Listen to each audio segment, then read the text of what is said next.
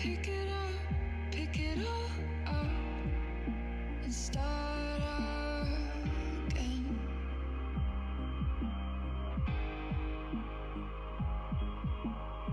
You've got a second chance, you could go home, escape it all, it's just irrelevant.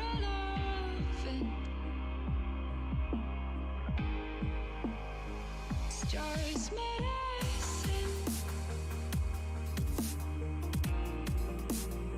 It's just medicine.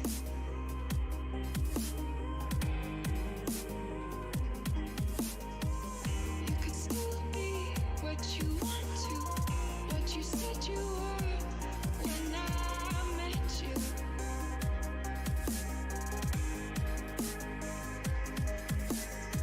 You've got a warm heart, you've got a beautiful brain, but it's disintegrating.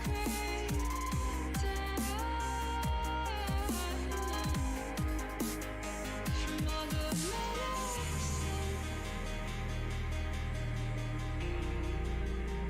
from all the medicine,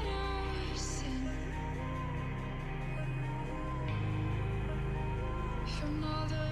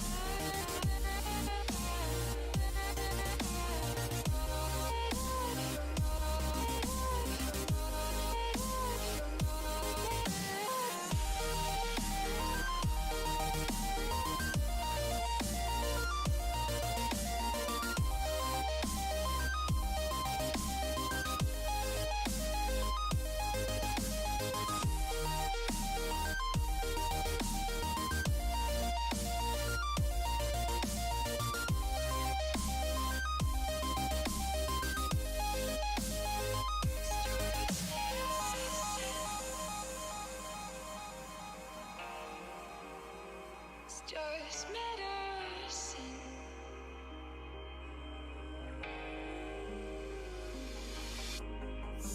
You could still be what you want to, what you said you were when I met you.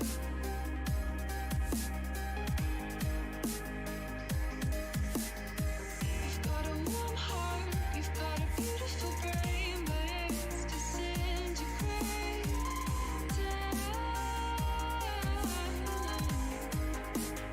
From all the medicine,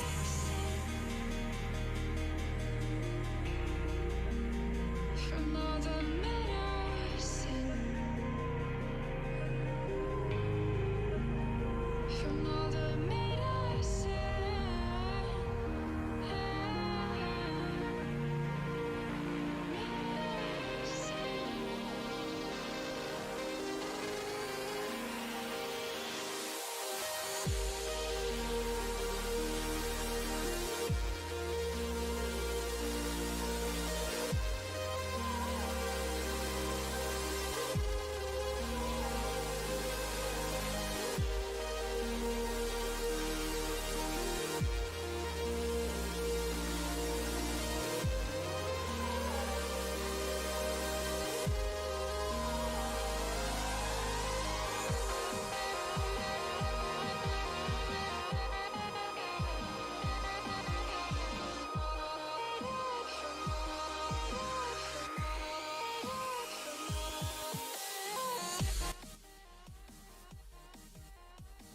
Good morning, evening, or afternoon, everybody. My name is David Benjamin Halbert, DB Halbert, as is my author name.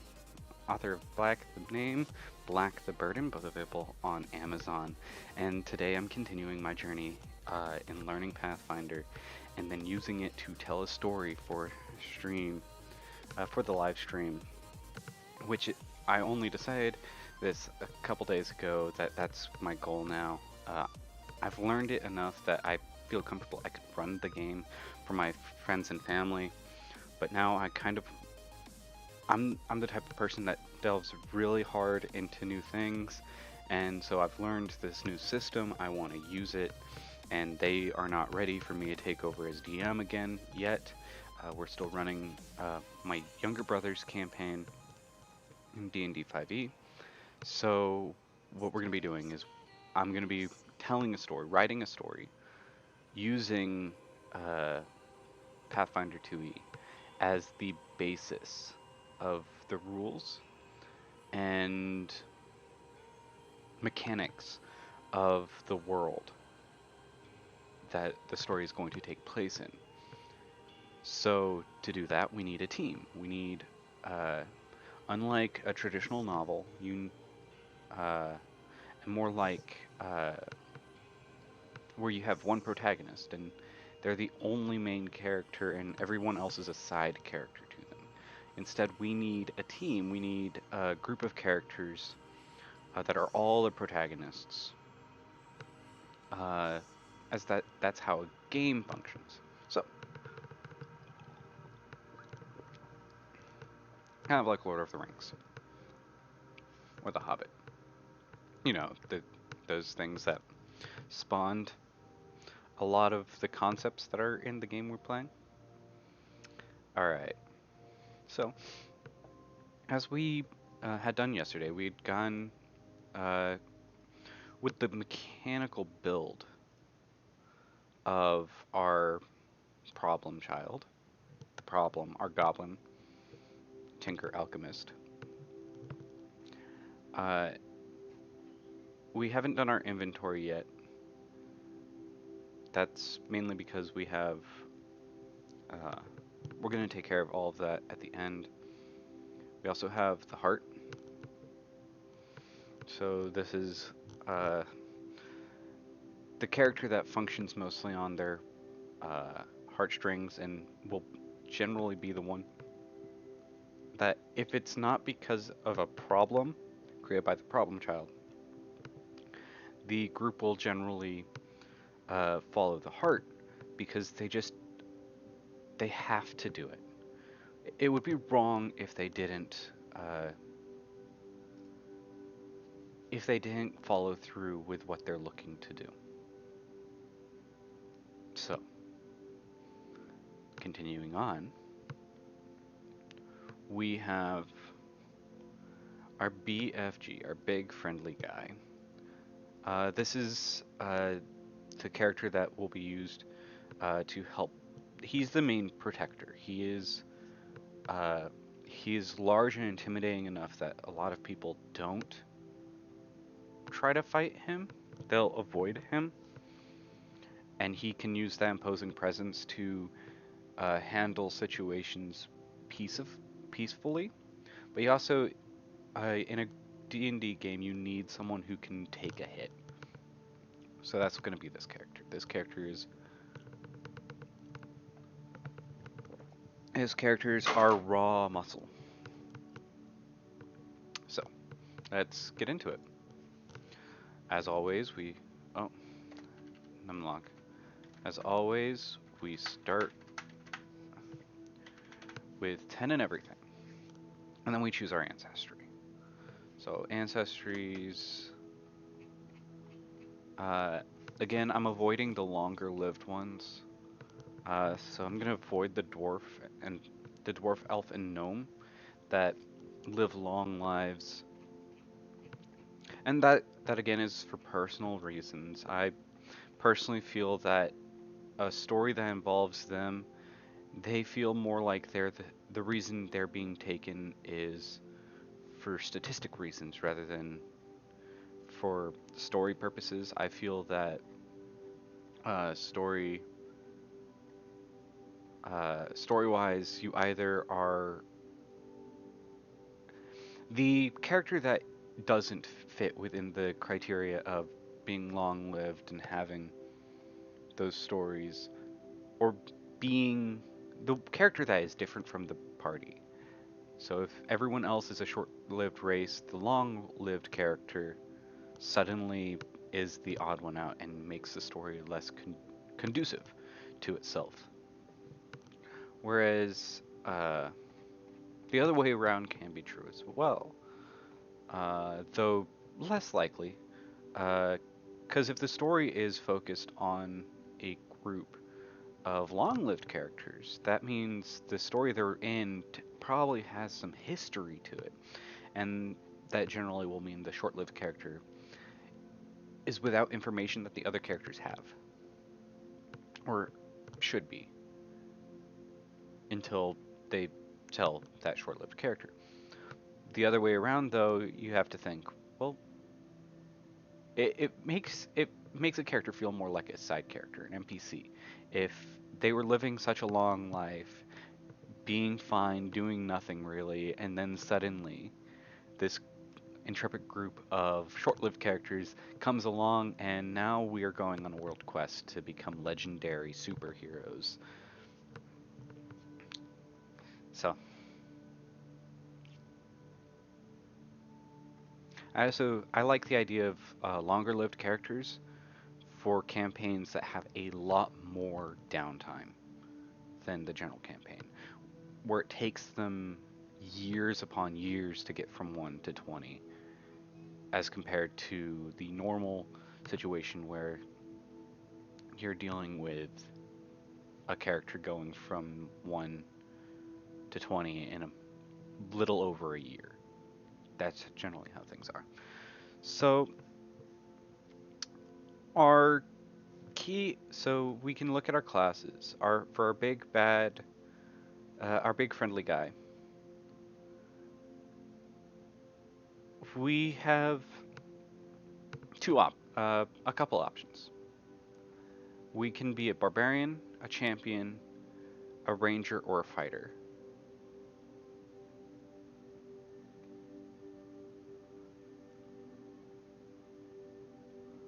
Uh,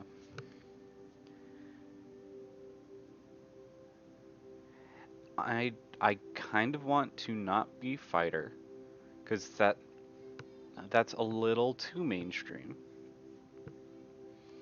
I like the idea of barbarian, because the thing about the champion, it's coming from the uh, what was paladin for the first edition and for Dungeons and Dragons. They changed the name of it. It's the same thing though. Uh, and the thing about that is I'm kind of avoiding the deity characters right now. Otherwise, the heart might have been a cleric, or the group mom maybe a cleric. And I actually think right now I'm leaning towards druid for the group mom. Uh, but I'm leaning towards barbarian or ranger.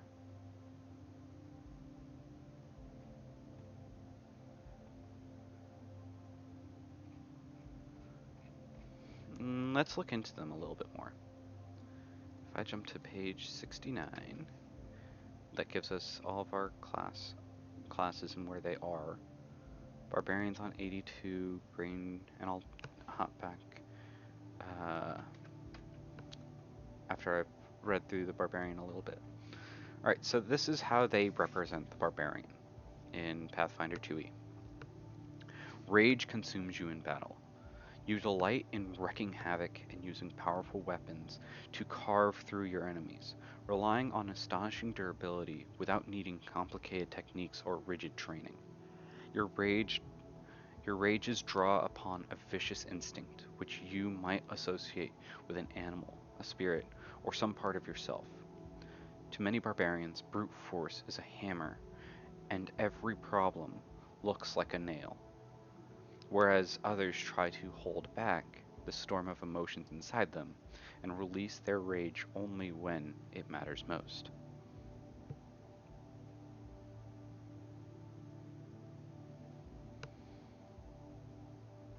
So,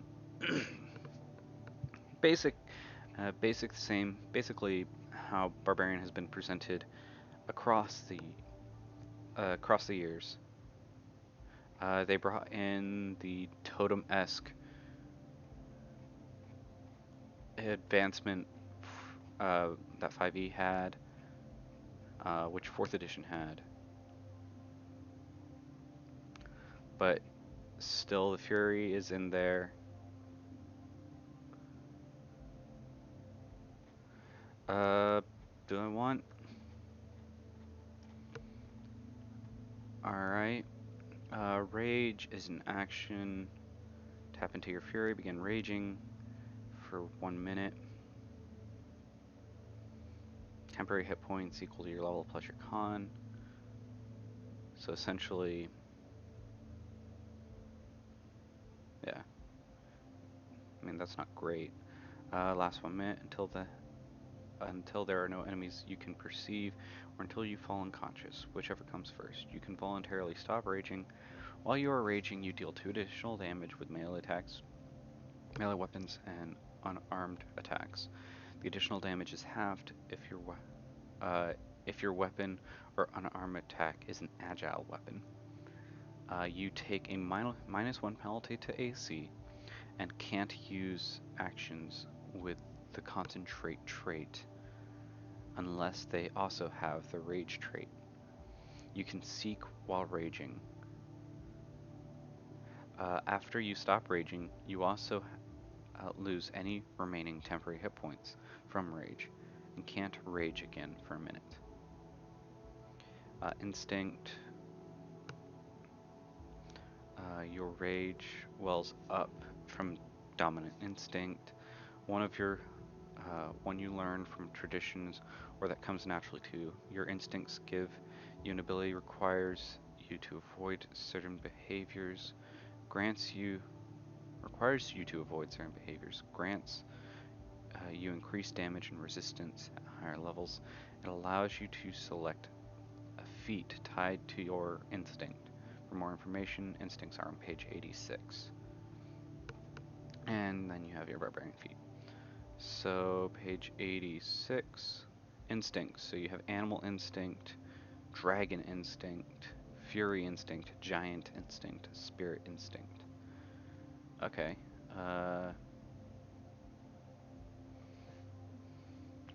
Fury of Wildfire fills you when you rage, granting you furious unarmed attacks. Cultures may revere vicious animals, give rise to barbarians with this instinct. You might also be at war with an uncontrollable animalistic side to your personality, or you might be a descendant of a werewolf or another were creature. Select an animal from the table. Best matches your chosen animal. So the anathema, flagrantly disrespecting an animal of your chosen kind, is an anathema to your instinct, as is using weapons while raging. Bestial rage. When you rage, you gain chosen animal's unarmed attack or attacks. The specific attacks granted and damage it deals table above. Your rage action gains the morph, primal, and transmutation traits. Specialization, increase the damage die size of your unarmed attacks, granting you your chosen animal by 1 step, and increases the additional damage from rage from 2 to 5 for chosen animal's unarmed attacks. The frog's tongue attack and when they get weapon specialization. Frog's tongue attack, deer's antler attack gain. Whoa! Antlers get a range of 10 feet. If you have greater weapon specialization, increase damage from rage from 5 to 12 for your chosen animal's unarmed attacks. Raging resistance. You resist piercing and slashing damage. Okay.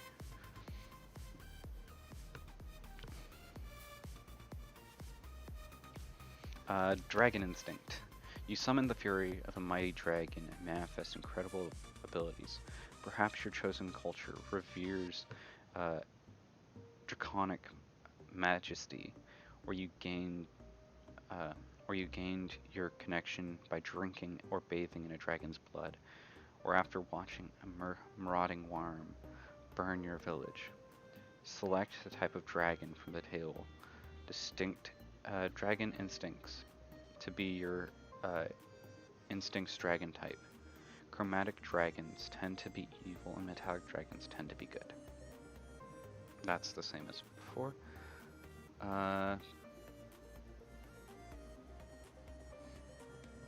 So black is a line of acid, blue line of electricity, green cone of poison, red cone of fire, white cone of cold. Brass, line of fire, bronze, line of electricity, copper, line of acid, gold, cone of fire, and silver, cone of cold. Anathema, letting a personal insult against you slide is an anathema to your instincts.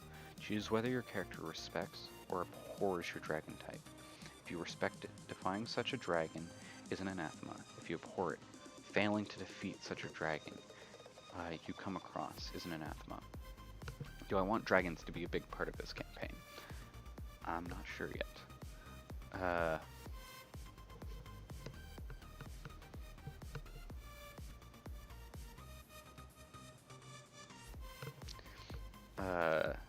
Because that could be cool if dragons are going to be a big part of the campaign, to have this dichotomy of, alright, wait, you said it's a blue dragon?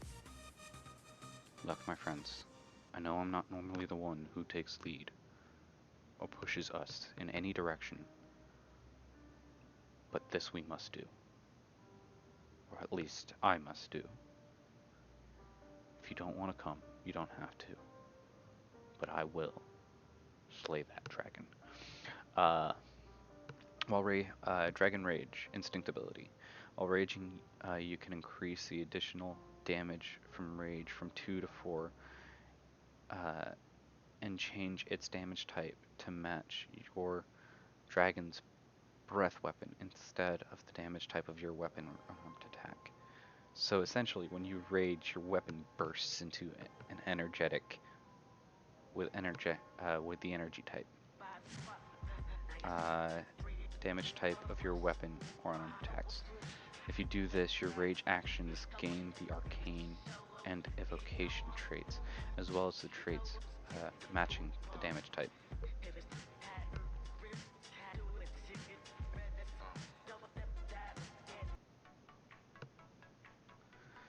Specialization ability, damage increases from 4 to 8.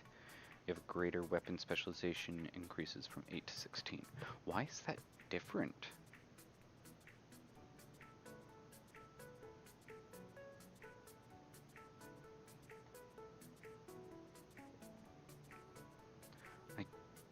Because the specialization one above from the animals is 2 to 5, and then 5 to 12.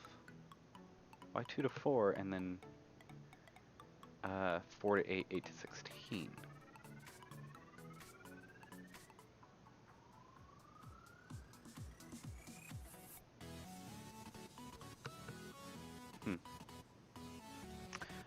Raging resistance. You resist piercing damage and the damage type of your dragon's breath weapon. Alright. Fury instincts. Your rage comes from a deep and purely personal well within you. You use your rage as you choose. Anathema and instinct ability. You don't have an anathema or an instinct ability.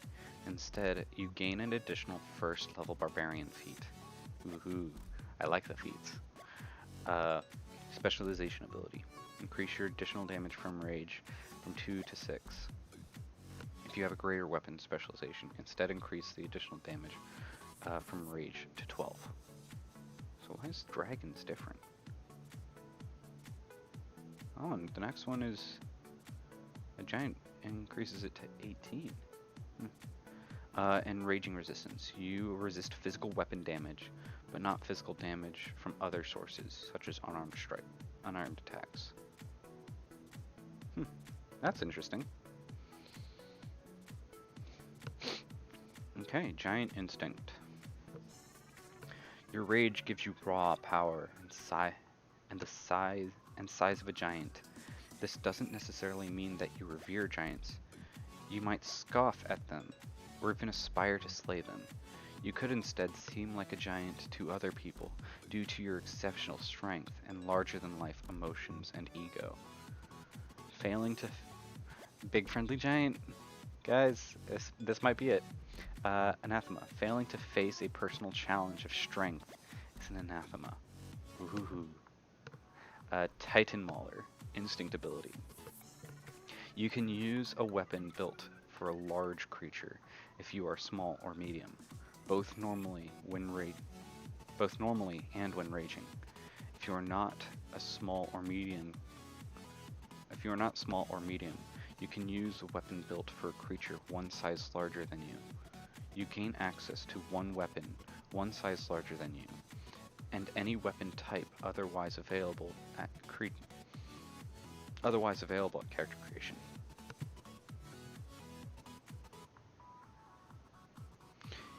It has the normal price. Oh, so at character creation, you get at least a monster-sized weapon. Got it. Which is cool. You gain access to one weapon, one size larger than you, of any weapon type otherwise available at character creation. It has the normal price and bulk for a weapon of its size. When wielding such a weapon in combat, increase your additional damage from rage from 2 to 6. But you have the clumsy 1 condition, because weapons unwieldy size. You can't remove this clumsy condition or ignore its penalties by any means while wielding the weapon. Special ability, but I mean, that's better than trying to wield one of those weapons not with that feature, I assume. What is Clumsy 1? Actually, let's look that up.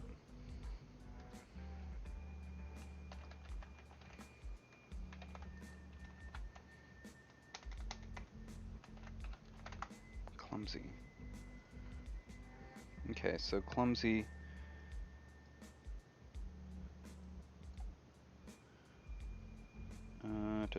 Okay. Your movements become clumsy and inexact. Clumsy always includes a value. You take a status penalty equal to the condition's value to dexterity-based checks and DCs, including AC, reflex, saves, ranged attack rolls, and skill checks using acrobatics, stealth, or thievery. Okay. So it's a -1 to reflex and armor class. Cool.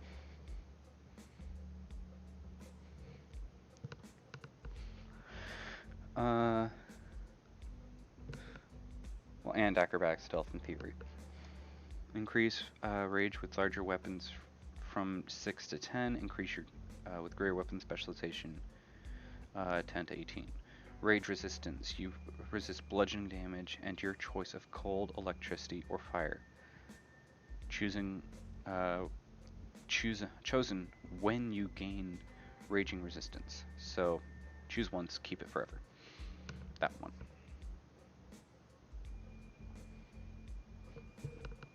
Whether you are emotionally sensitive to the spirits around you, worship ancestors or apparitions, or are haunted by the specter of an ancient relative, friend, or foe, your rage takes the form of a spiritual possession. Disrespecting corpses or spirits is an anathema to you, to your instinct. Defending yourself against undead creatures is not. Spirit rage. When you raging, you increase your damage from rage from 2 to 3 and deal negative or positive damage instead of normal damage type of your weapon or unarmed attacks. Choose each time you rage.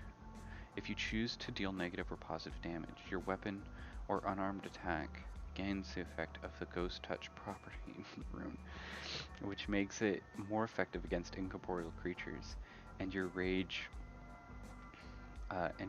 action gains the divine and necromancy trace, plus negative or positive as appropriate. 1 second.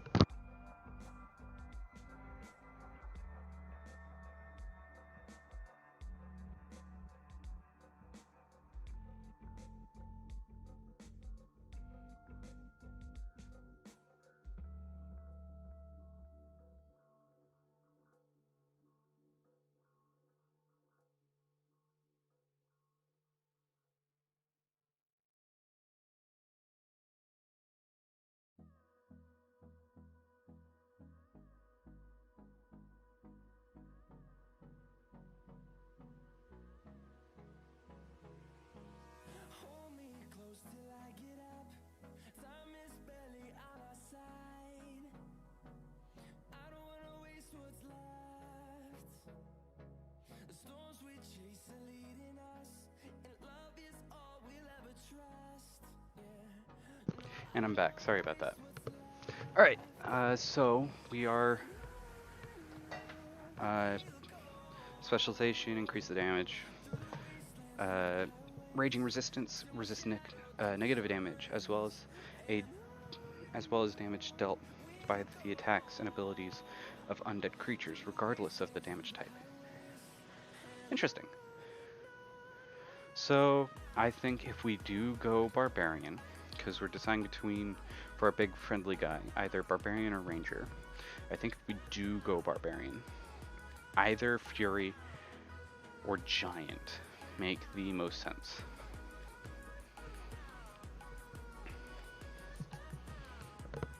Uh, for what we're going for, what we're looking for. Though, and the animal one and the dragon one both look interesting.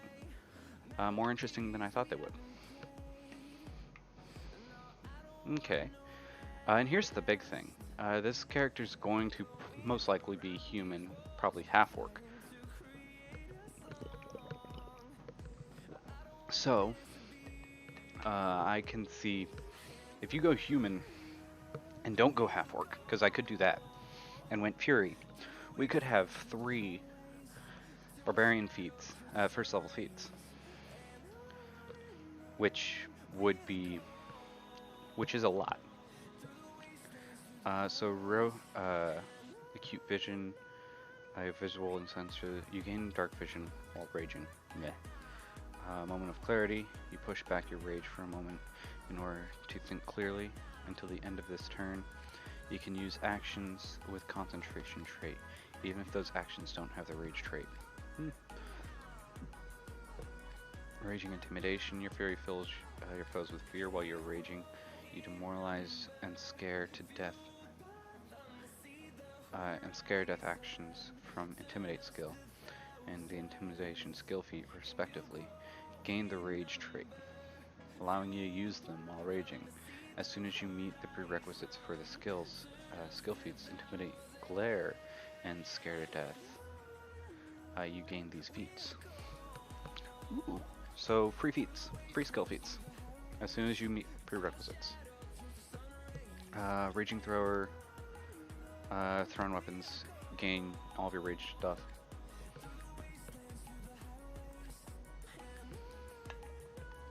Sun charge.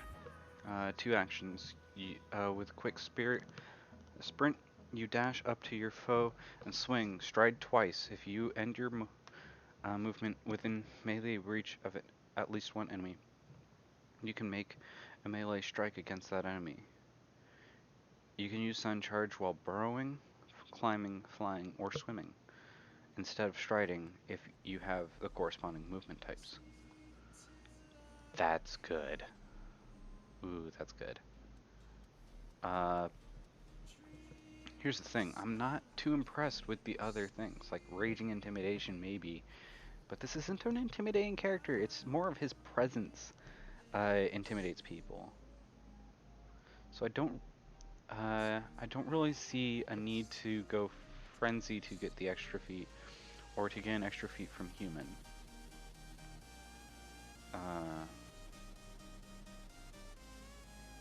So I think I will probably...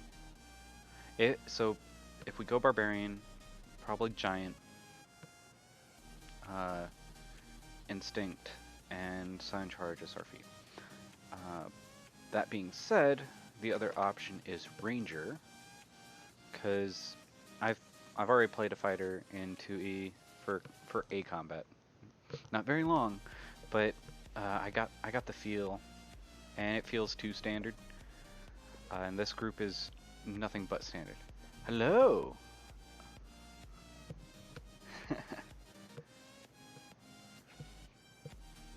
All right. So on to the Ranger, which is on page 166. Oh, hey, Blaze Lord.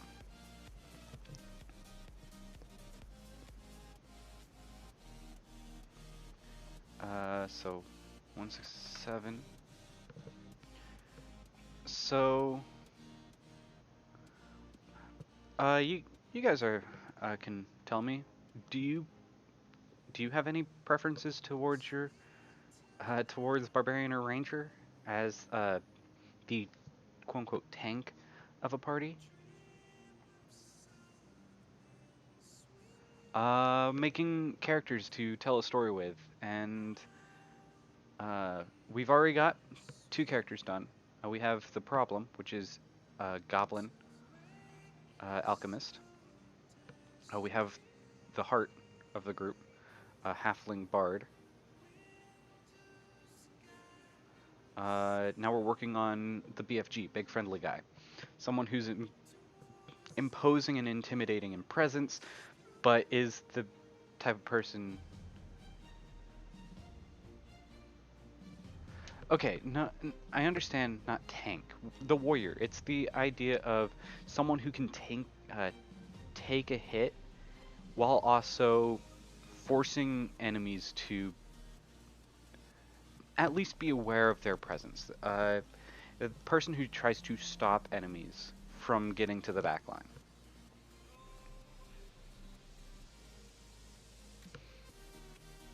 Yeah, that's.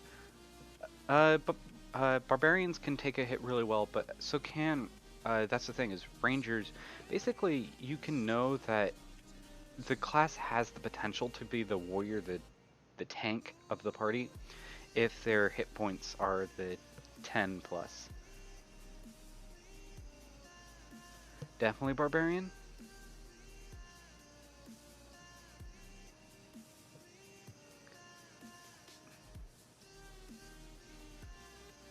Okay. Well, here's the thing as well, and this is why the ranger is also enticing to me, and why it's still one of the options. Well, uh,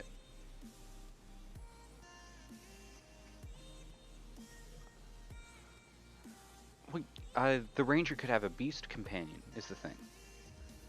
Uh, and the beast companion in 2E is not 5th edition's beast companion. We're running in Pathfinder, so Pathfinder 2E. A lot of people look at beast companion and they think 5th edition, and they get really disappointed.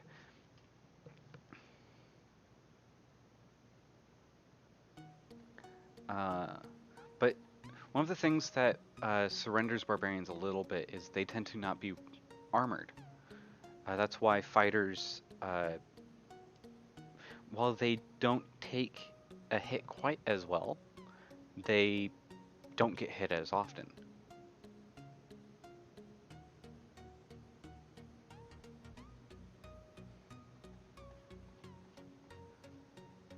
Hippogriff Rider does sound pretty BA.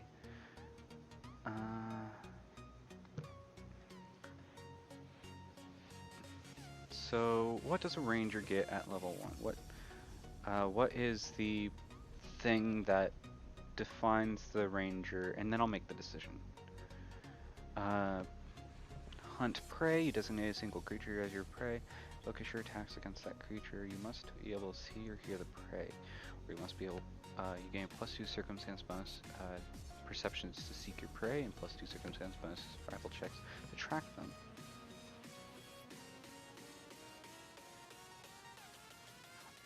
We don't. So Pathfinder 2E, I'm only using core. So no flying races.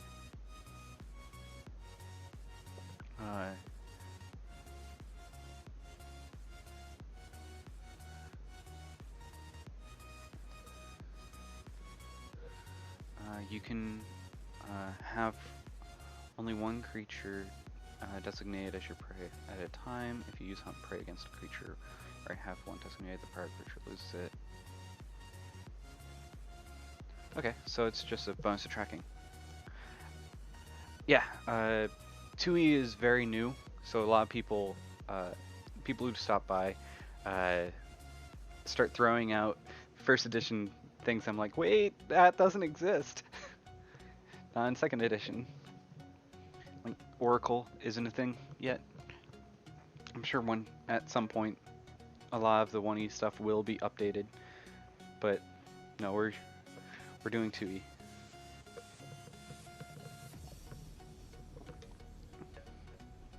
And it's classifiable by all of the different feats. Yeah, I get that, and that will be interesting when that does happen. But for now, at least for the start of this story, we will have just core.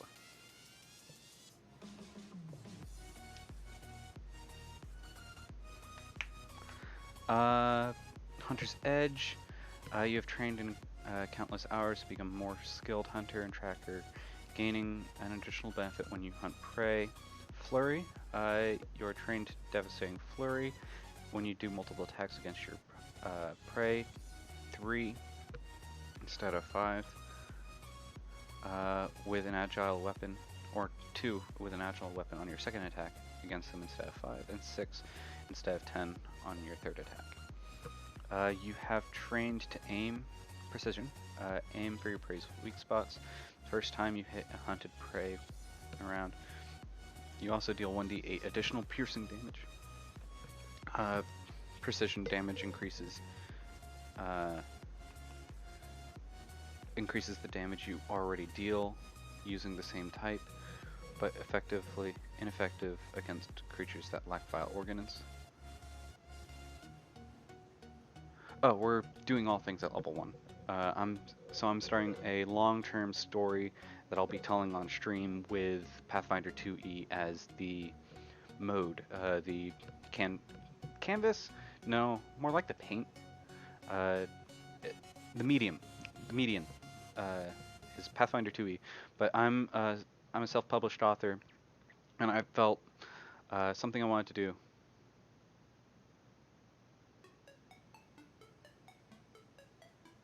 2e doesn't have multi-classing.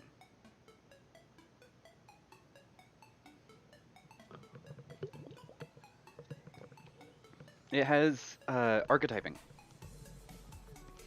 which is kind of like it's like multi-classing, but not. This is a player. So we're doing BFG, not big, not BEG.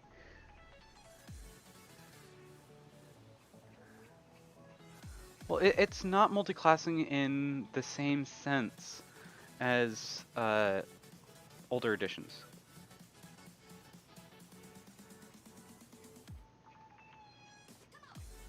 Well, that's what I mean. It's archetyping, but that's not multi-classing in the same sense as multi-classing in D&D or in Pathfinder 1e. That no, these are no worries. This is that's the point. He needs to look intimidating, but not be intimidating. He's a sweetheart. He's the big guy who walks over and feeds a carrot to the rabbit. So precision is extra damage, increases as you level. Outwit, you are talented at outwitting and evading your prey. You gain +2 to deception checks, intimidation checks, stealth checks, and checks to recall knowledge about the prey, and a +1 circumstance bonus to your AC against your prey's attacks. See, that's the other way of being a warrior. Is you don't have to take it. You don't have to have the hit point pool of a barbarian if things can't hit you. Armor class. That's why fighters are actually the go-to, because they have almost as much health as a barbarian. But you're looking at tank, and that's where the phrase tank comes from. Is the actual weaponry. The tank is something that is there, and I mean it can hit pretty hard, but it's extremely hard to hit to damage.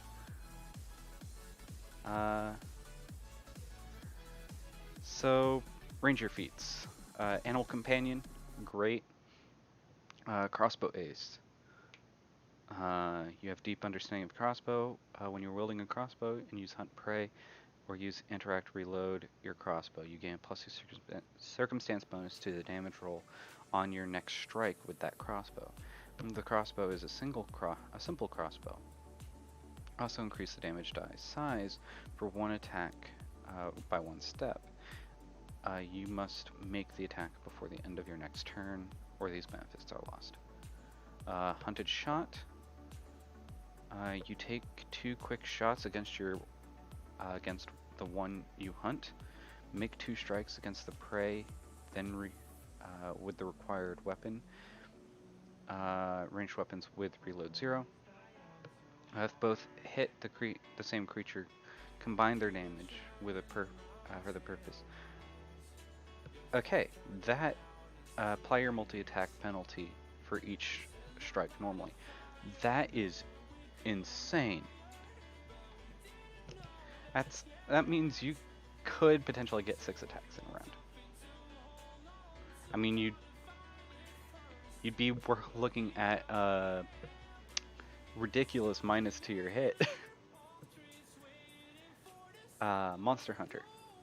You swiftly assess prey and apply what you know. As part of an action used to hunt prey, you can attempt a check to recall knowledge about your prey. You and allies you tell gain a +1 circumstance bonus to your next attack roll against the prey, and you can give bonuses from Monster Hunter only once per day against a particular creature.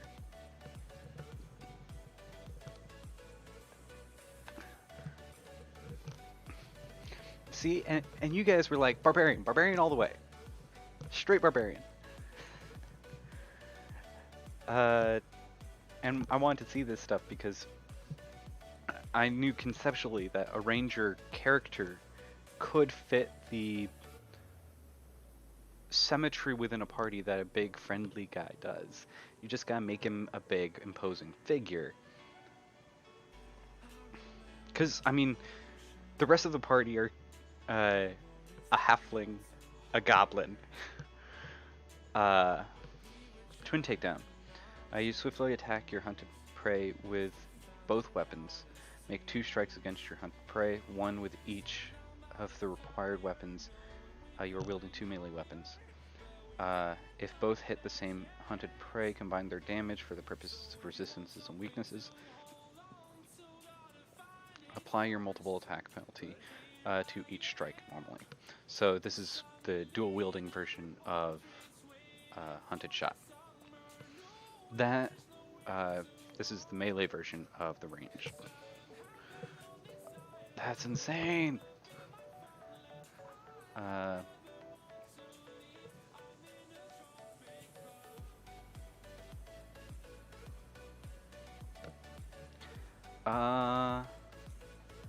I really don't know at this point.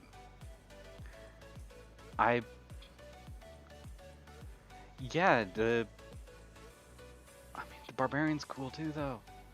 To be able, so I'd be going giant instinct, which means not only do I have the ability to, but I start with a weapon for a large creature and can use it.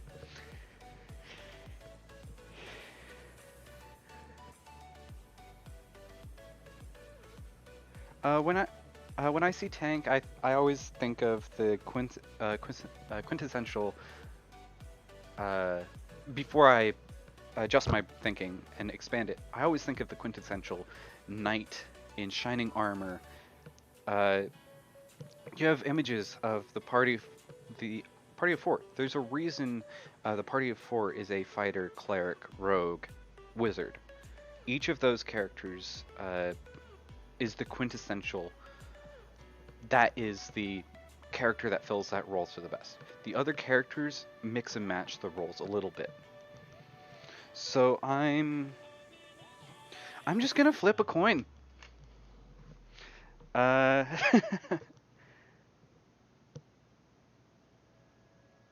I'm going to flip a coin. I have a Hearthstone coin. So it has a gem on one side and a 1 on the other. I'm going to say Ranger's gem. Barbarian is 1.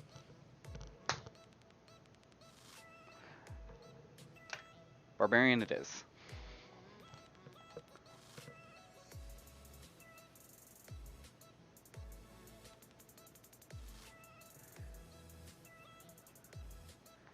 Yeah, that's the other option. Y'all are great. Thank you.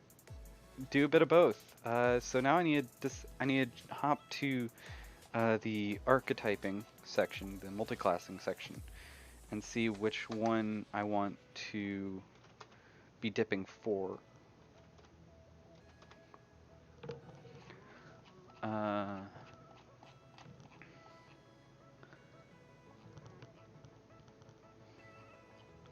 So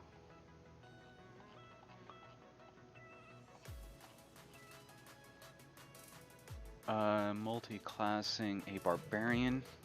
So the level 2 feat is barbarian dedication. You become trained in athletics. You can use rage action, and you choose an instinct as you would if you were a barbarian. You have that instinct for all purposes, and become bound by its anathema, but you don't gain any of the other abilities it grants.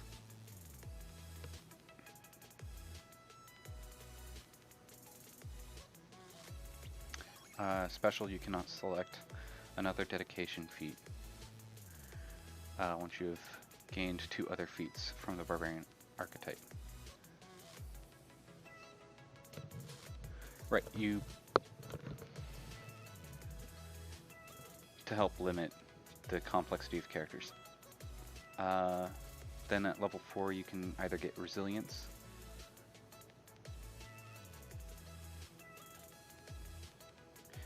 and you gain 3 extra hit points. Basic Fury, you gain 1st and 2nd level barbarian feat. Advanced Fury, you gain 1 barbarian feat for the purposes of meeting. If you meet the prerequisites, your barbarian level is equal to half your character level.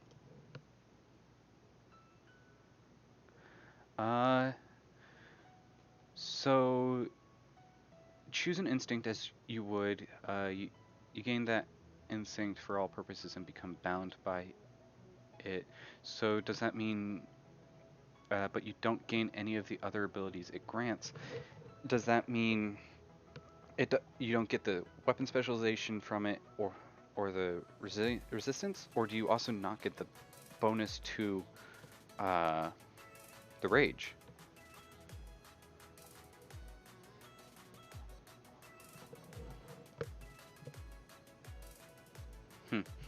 Okay.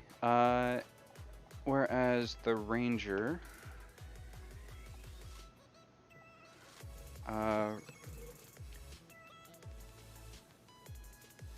ranger dedication, basic hunter's trick, is level 1 to 2 feet. Ranger's resilience. So the barbarian resilience can be got by a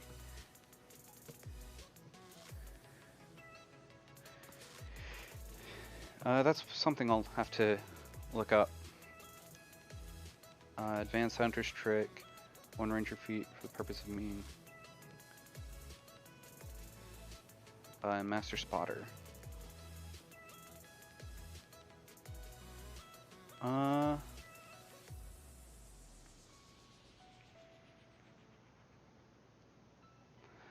I mean, I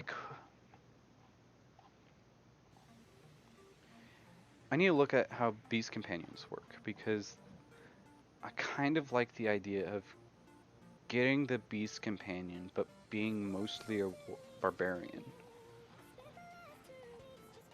And then dipping for some, at 4 I can get the extra attack stuff. So animal companions. Your animal companion has the minor minion trait, and it gains 2 actions during your turn if you use the command and animal action. So cost you 1 action to give it 2. If your companion dies, you can spend a week of downtime to replace it at no cost. You have only 1 animal companion at a time.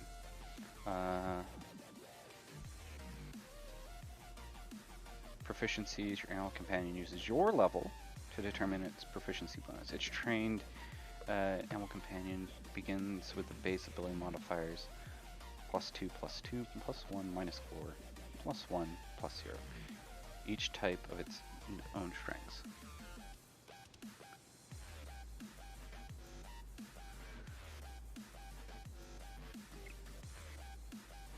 Following these basic base statistics for a young animal companion, the first animal companion most characters get, you make adjustments to these statistics depending on the type of animal you choose.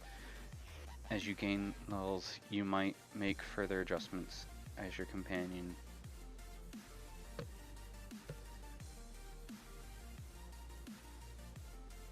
Rore.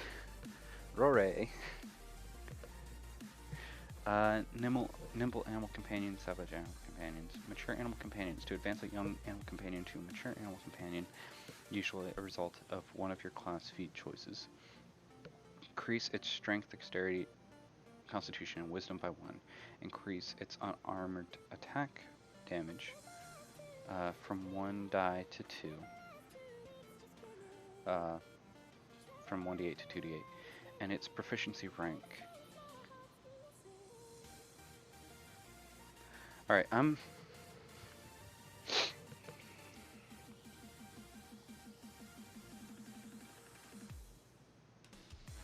so it uses your levels, so whenever I get it, it will come in with at least, it will come in at a decent level, decent power.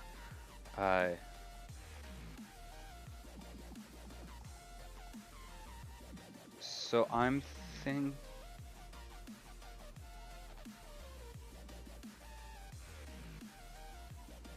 oh, I'm running it entirely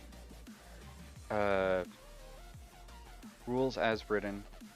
So yeah, it only gets 2 actions, which, I mean, that's still not bad. That's still enough to move and attack, or attack twice.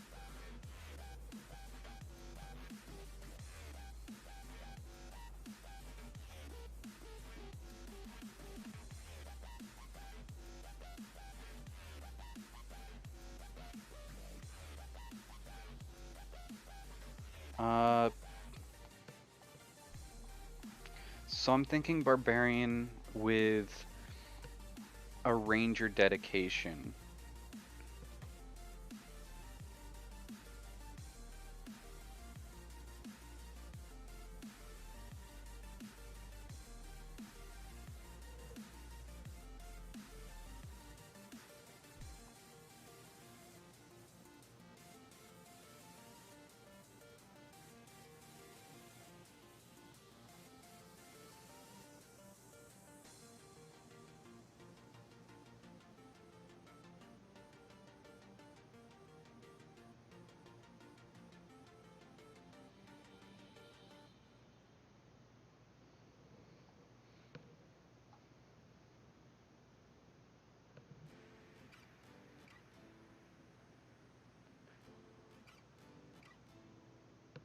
That's true. Except animal companions tend to have faster move speed than you do.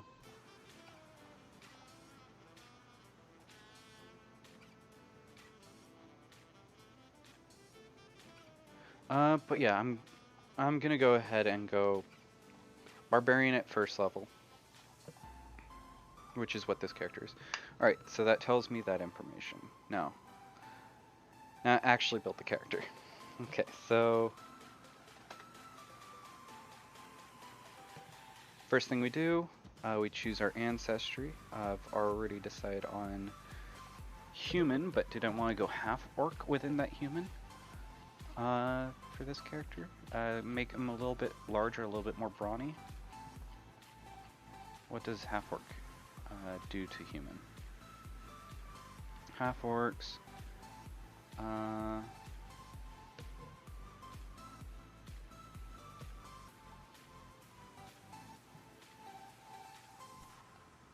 Playing a half orc.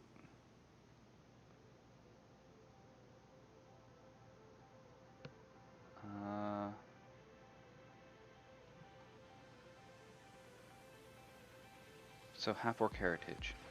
One of your parents was an orc, or one or both were half-orcs. You have a green tinge to your skin, and other indicators of orc heritage. You gain the orc trait, low light vision. In addition, you can select orc, half-orc, or human feats whenever you gain an ancestry feat. Are there orc feats? Ancestry feats? Yeah, there's half-orc and orc. Okay.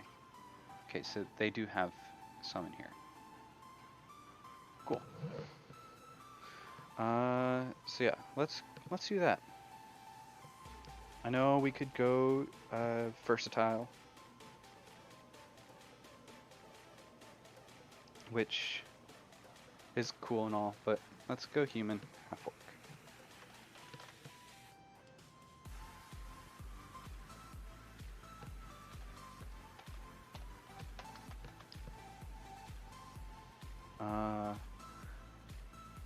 Senses, low light.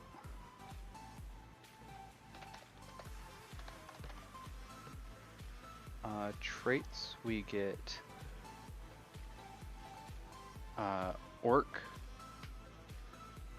and okay, so we are orc, human, humanoid,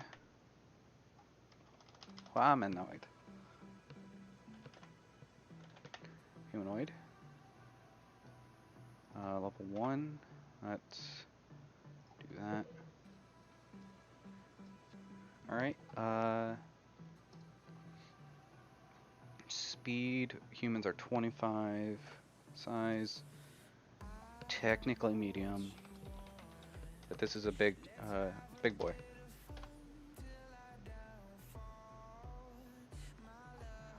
Well, I want,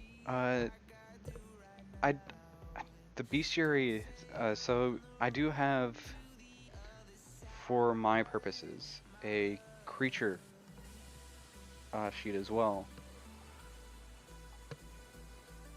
2 free ability boosts.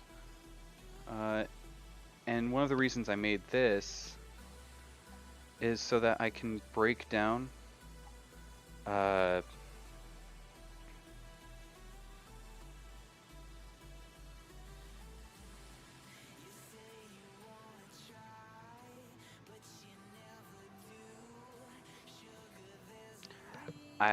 don't ask me. I'm not even gonna be playing in their world, Pathfinder world. I'm using the rules, but my own world, because of writing reasons. Want everything to be under my dictum and my copyright. So I use specific wording, different creatures. But using the rules as the medium. But yeah, I create this so that I can get a better understanding of the creatures, because they have not made the bestiary. They have not made it easy for adjusting a creature. This is the creature. There is no self-published. I have a book on Amazon, actually 2. Black the Name and Black the Burden. Thanks.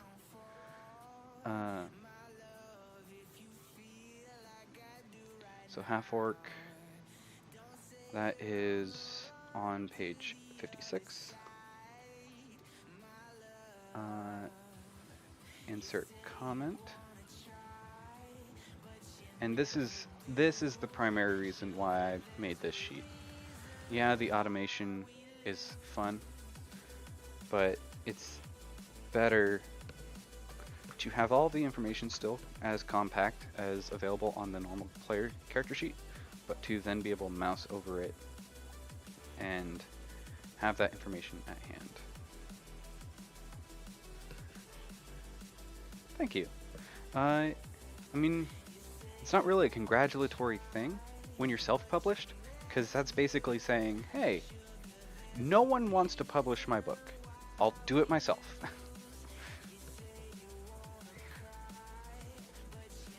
And now I get an ancestry feat. Uh,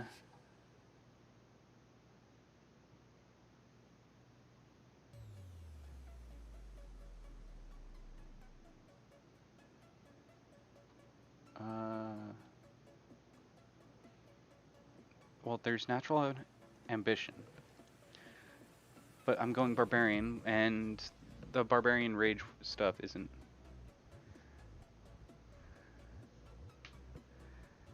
The barbarian feats aren't really too great. If I were going ranger and natural,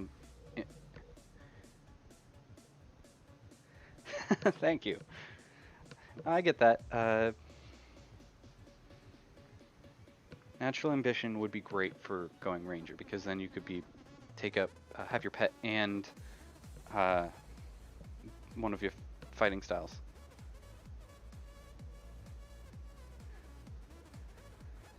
Uh, hmm. Or I could go haughty obstinate. It's the powerful ego. If you success saving throw against a mental effect, attempts to directly control your actions, you critically succeed instead. If the creature rolls a failure on a check to coerce you, using intimidation, it gets a critical failure instead.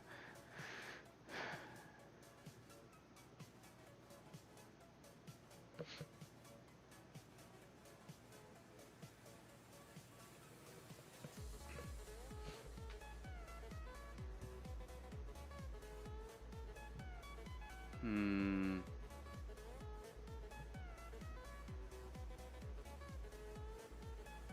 Unconventional weapon. Oh, actually, is half orc. Yes, YouTube, I'm still listening. Monstrous Peacemaker.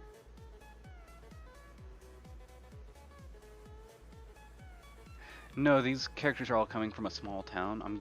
I'm going to probably have this one be a farmhand. Or Curiosity, once per day, when you would be reduced to 0, but not immediately killed. Fierceness in battle runs through your blood. You refuse to fall. You avoid being knocked and remain at 1 hit point. Orc Sight. Your orc blood is strong enough that that the keen vision of your orc forebears. You gain dark vision, allowing you to see in darkness and dim light. Orc Superstition. You defend yourself against magic by relying on techniques derived from orc culture. Orc Weapon Familiarity. That's probably the one I'm going to go with.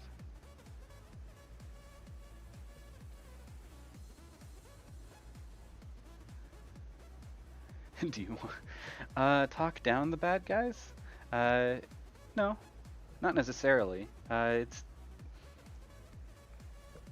more of the situation where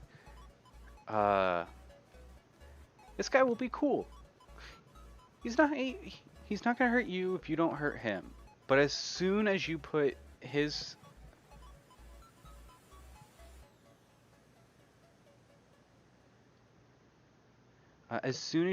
friends in danger, he will crush your skull.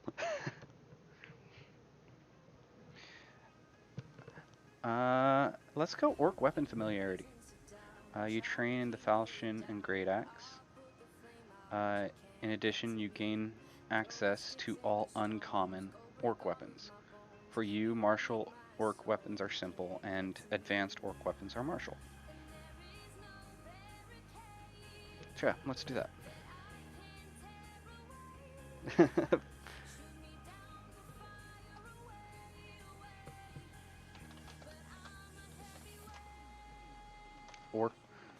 Orc.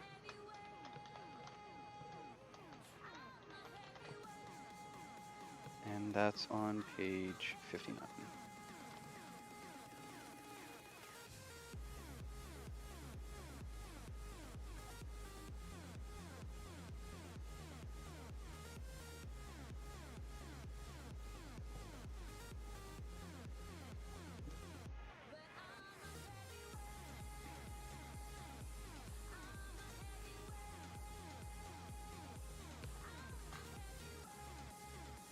Dang it.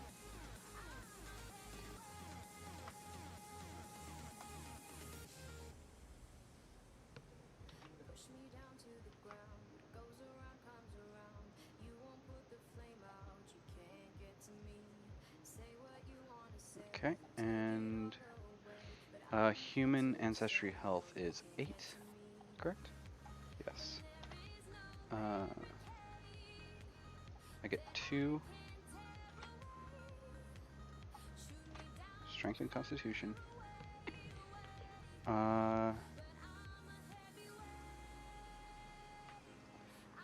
Piece I left off from when designing it.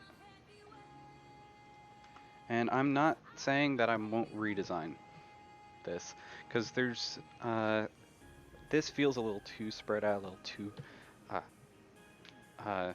once I finished, the monster one, the creature sheet, the original feels like I could have done better.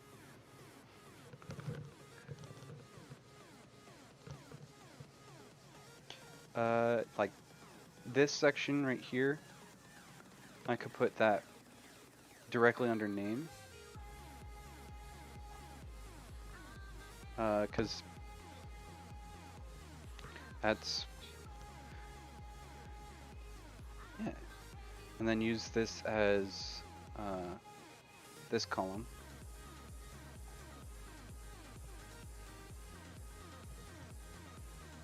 But for now, we're good, we're good. Common. Just gonna leave it at that for now. I still have to go back and do the languages for the others as well. Because 18 intelligence.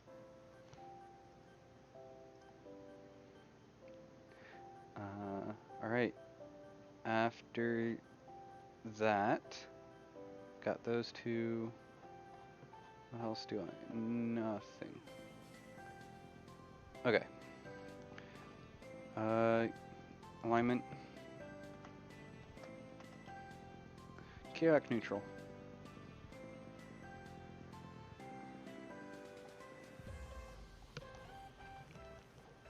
Alright, so barkeep,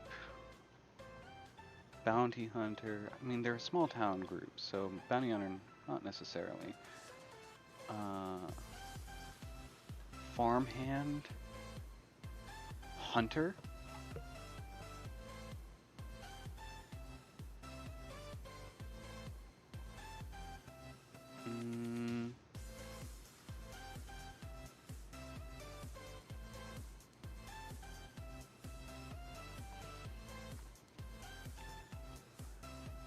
It's either farmhand, laborer, or hunter. What do you guys think?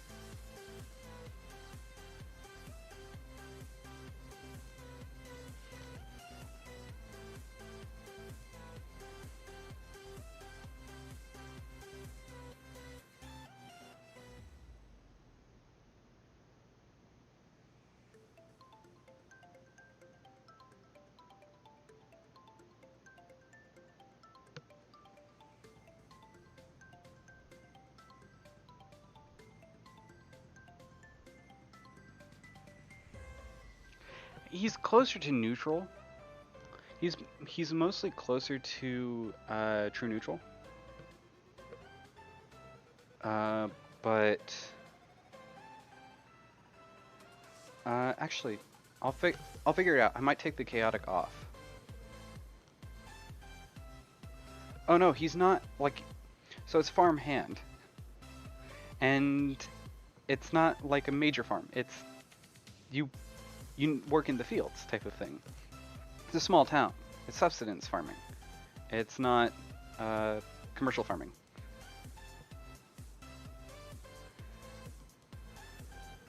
Because you can own a farm on less than an acre and just be feeding your family.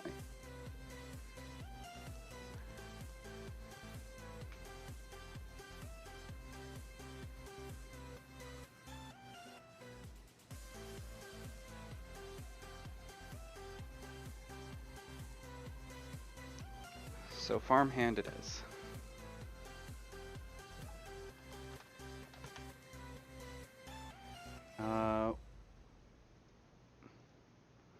One has to be Constitution or Wisdom.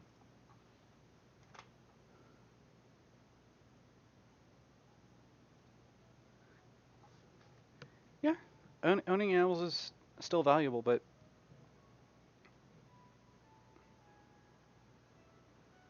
modern times, yeah.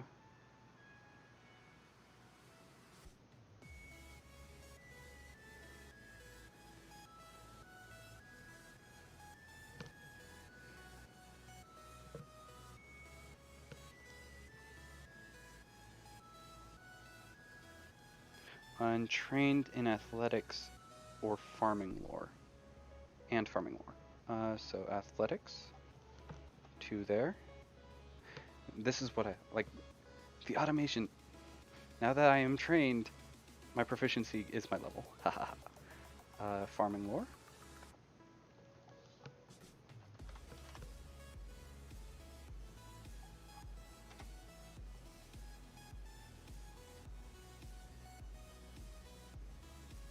Yeah, that's exactly what it is. Or it might be a situation where, because he's a half orc, not too sure about uh, his family situation at the moment. But it might be a situation where he lives in the village. He works for a farm. He helps out a family who has a family farm, and because of that, they give him enough to sustain himself. It's small town type of thing. They're not shipping a large amount of produce out of their town. Uh, it's more along the lines of we grow what we grow is what we eat to survive.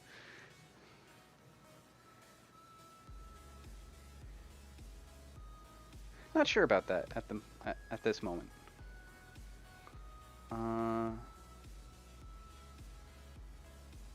Alright, and he gets background feat of assurance skill in athletics.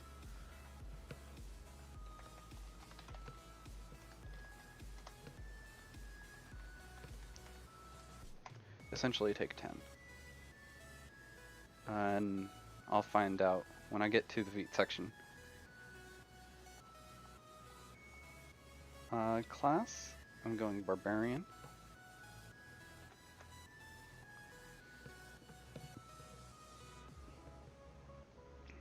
He is an expert in perception, expert in fortitude and will, trained in reflex.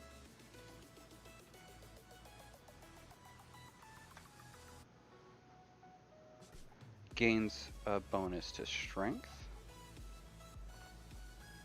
And now we have the +4 bonuses. Oop.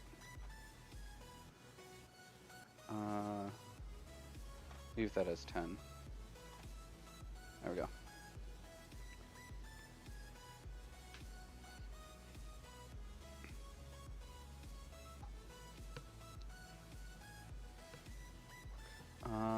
Trained in athletics. Already got that, so I get a free 1. Because that is the rule.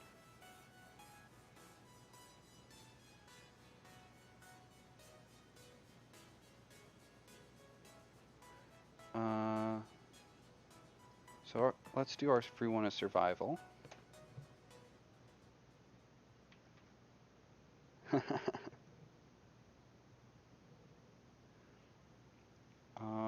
And then we 3 plus intelligence modifier, so 3.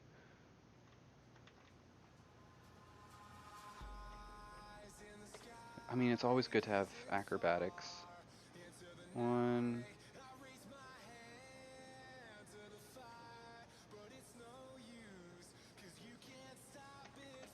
Let's do it that way. There we go. Defenses, trained in light and medium armor. And unarmored.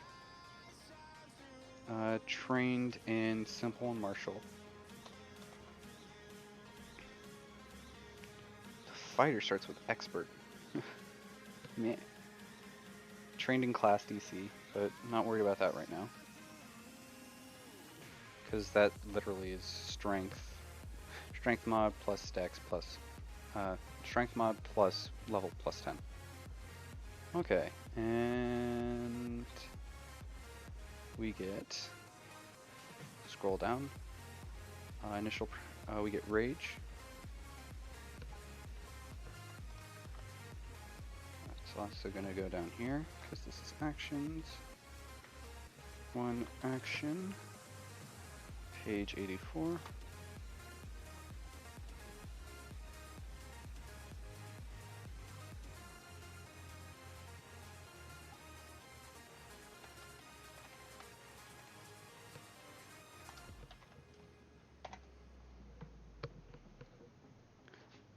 Instinct Giant. Already made that decision that going into Barbarian meant I was going to go Giant.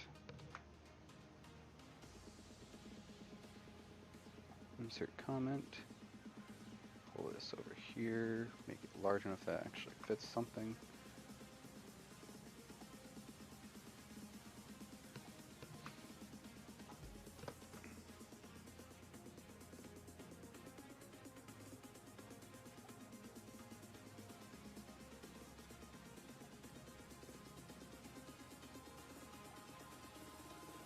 Okay, and now I can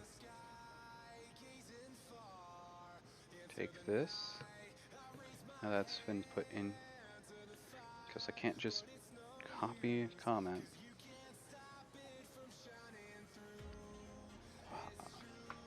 There we go.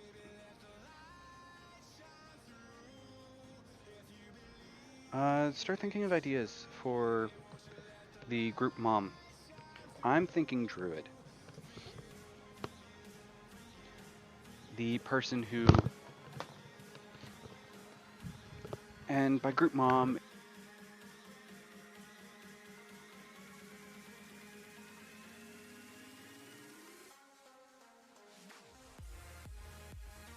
sorry about that, headset died. By group mom, it's not necessarily a mother.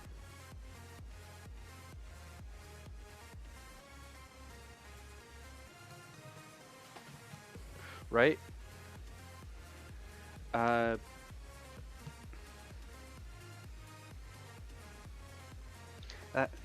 Right? That's what I was thinking. Because we have a bard, an alchemist, now a barbarian.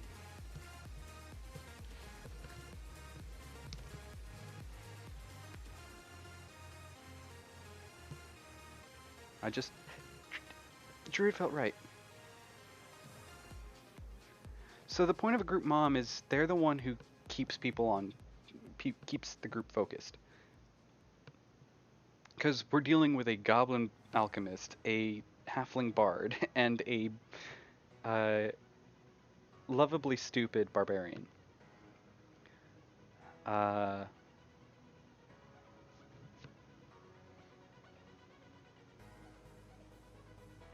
Actually, I want them to be lovably stupid. They're gonna take not a ability flaw intentionally. Well, I mean,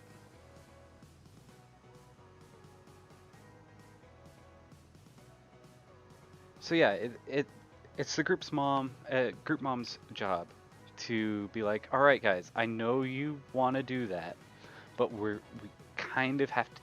We were doing something. Come on.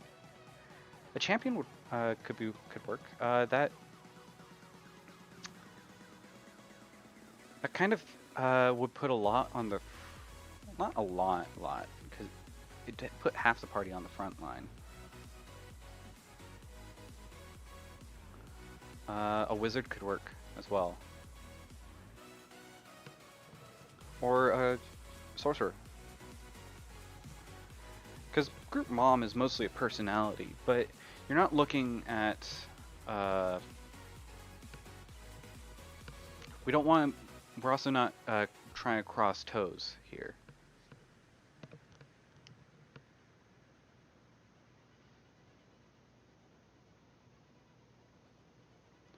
Right, but the group mom isn't necessarily the one who has the goal. They just recognize the group's goals and organizes them. All right, it's time we get to soccer practice, everyone, type of thing.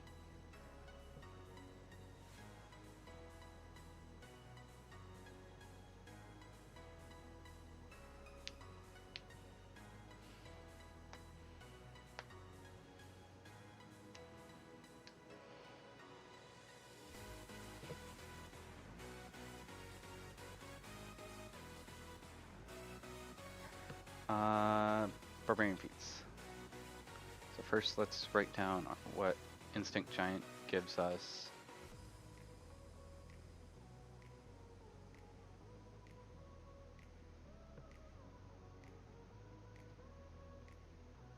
Oh no, they're not bad, Mom.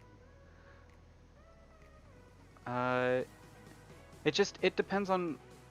I'm kind of avoiding the, because I'm in a 3.5 campaign where we're running a Pathfinder adventure, and that adventure is all about the gods and rebuilding a ancient mallet hammer that all the gods had to come together to help. Well, not the gods themselves, but the followers of the god, 7 different deities, had to come together to forge this this mallet to essentially fight what was a demigod, essentially.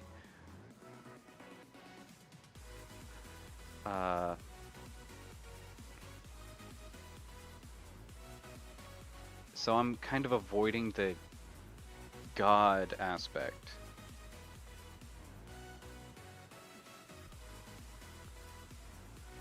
Well, yeah, but that's the thing is, maybe they put that in their schedule, kind of like when suburban moms, all right, the kids are at school, the husband's at work. All right, I'm gonna have a glass of wine. No one bother me. Because otherwise, the heart could have been a cleric. Well, yeah, that's the point. Is all of the characters any character could be the group mom, technically.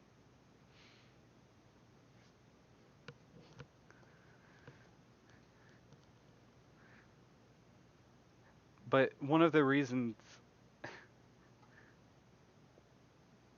the party is the babies. That's the exact point. That's the point of a group mom. It's diff it's kind of group leader plus plus.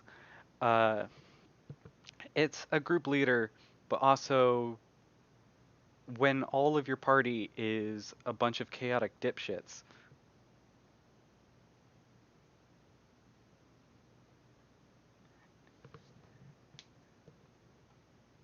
Oh no, is my head... No? Why is there no audio? Oh, that song must have been blocked. Next song. In my no copyright music. And excuse my language.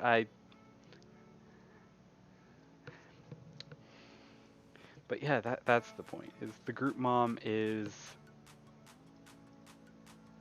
a group leader for murder hobos.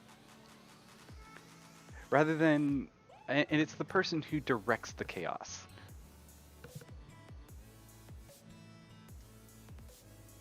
Right.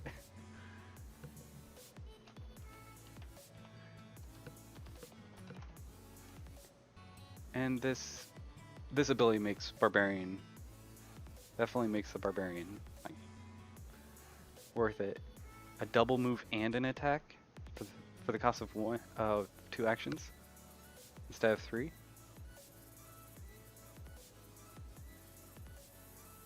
Meaning you could potentially get 3 moves and an attack in a round. It's great.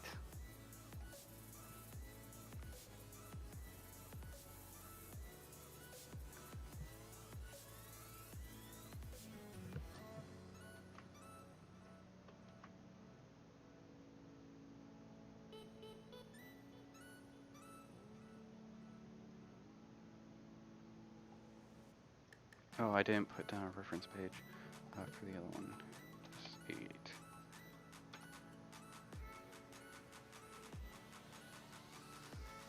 87. Okay, and let's also... Actually, can I just... I don't know. No, it doesn't bring the note.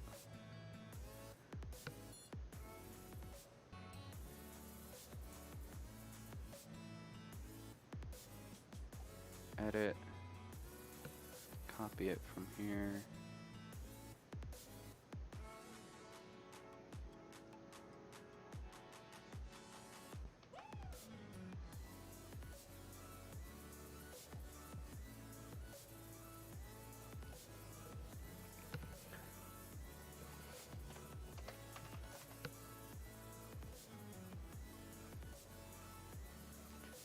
Which is imperative because their job is to get into the face of the biggest threat and make that threat not be able to attack anyone else.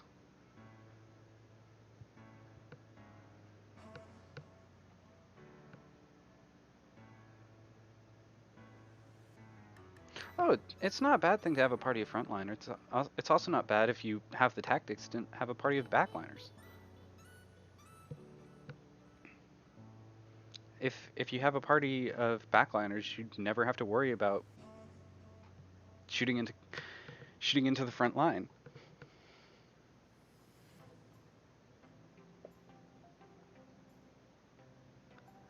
All right, and that is everything.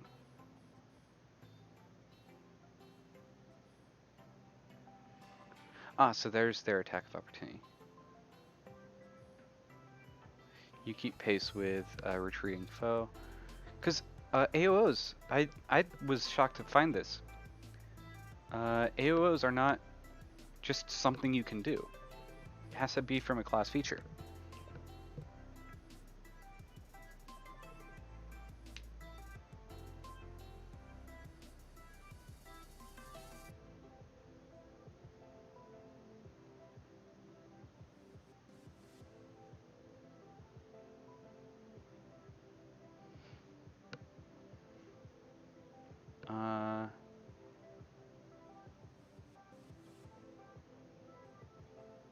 Yeah, I'm more and more excited about the barbarian. Just need to get to level 2. There's cool stuff in level 2. All right. Well, yeah, fighter starts with it, and then it's like level 10 or 8 or something for the champion barbarian to get it. Fighter. Oh, page 140.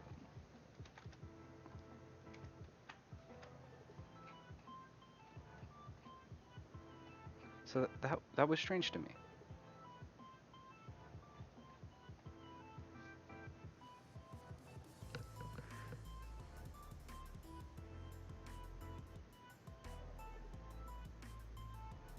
Yeah, the 3 action system does make combat a lot faster. Also, you don't have to be quite as tentative because not everything has the ability to make an attack of opportunity. So you don't have to necessarily do 3 steps to get around the target. You can just stride and get around there to get flanking. Something I have thought of to make combat a little bit more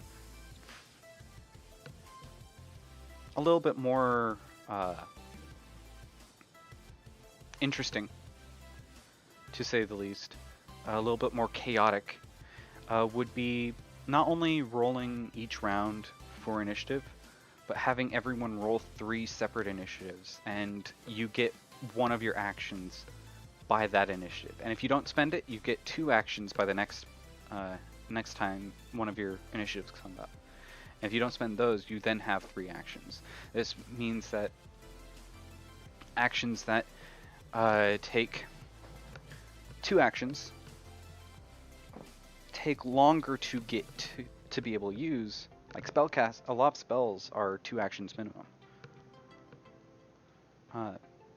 They take a lot longer to use in a round, to get to be able to use in a round, than single actions.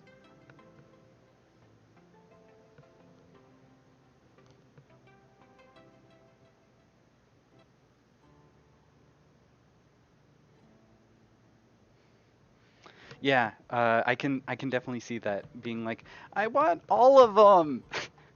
Give me all of them. But it also means that there's a bunch there are more the fact that there are so many valuable options means that you do have the ability to play three fighters all complete in the same party and all of them be different. All of them fill a special role. All right, what else do I need from this character? Oh, class HP, that's 12. Automation! I love it. If you need, if you want to make your own sheet like this, here's the formula for getting ability score modifiers. It's total minus 10 divide by 2 round down. To no decimal points. For health, it's your ancestry plus your class plus con mod times level. That's class, level, con mod. No, no, no, no, no, no.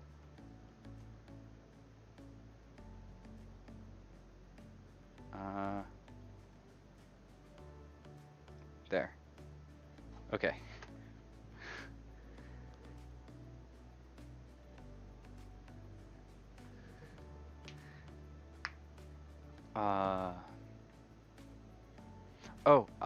One bit I really like is here.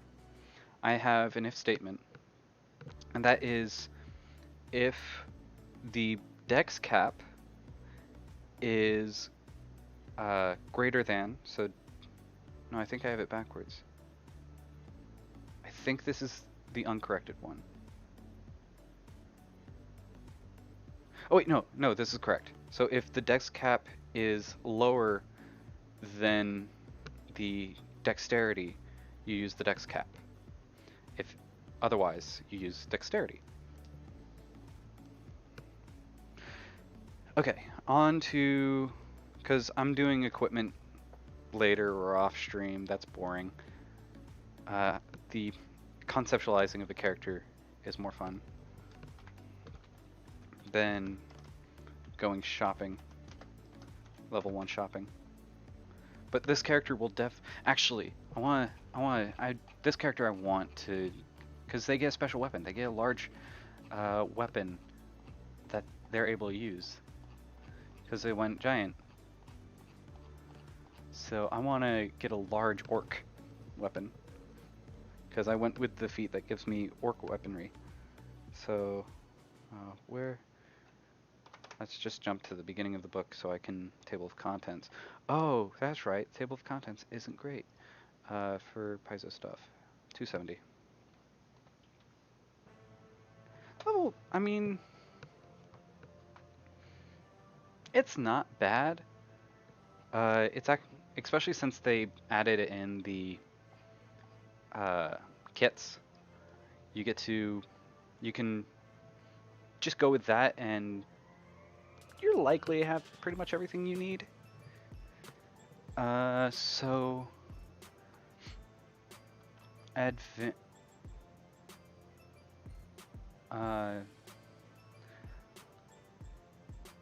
uncommon advanced. There's the Orc Neck Splitter, which is a one-handed axe. Dang it. There's the Orc Knuckle Dagger, which is a knife.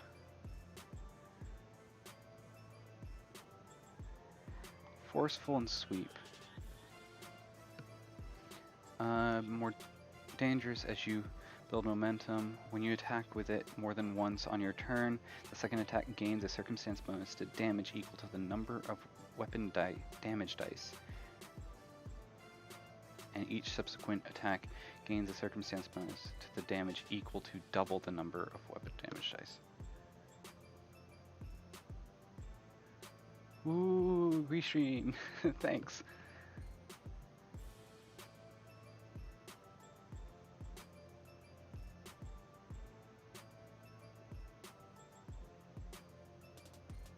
Not normally, but with the giant, instinct giant, you can, I thought.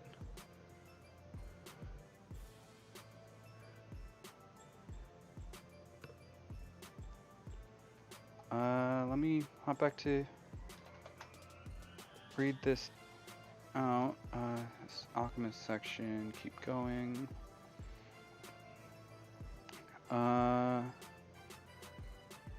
Giant Instinct, Titan Mauler. You can use weapons built for larger creature if you are small or medium, both normally and while raging. If you're not a small or medium creature, you can use a weapon built for a creature one size larger than you. You gain access to one weapon one size larger than you, and any weapon that otherwise available to you at character creation. As normal, it has the normal price and bulk for a weapon of its size. See page 295. When wielding such a weapon in combat, you increase your additional damage from rage from 2 to 6. But you have clumsy 1 because the weapon's unwieldy size. So, yeah, this is like Monkey Grip from 3.5.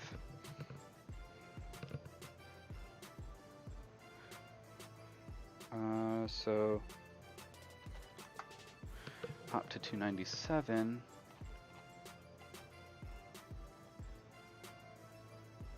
Well, that's wrong. It was 295.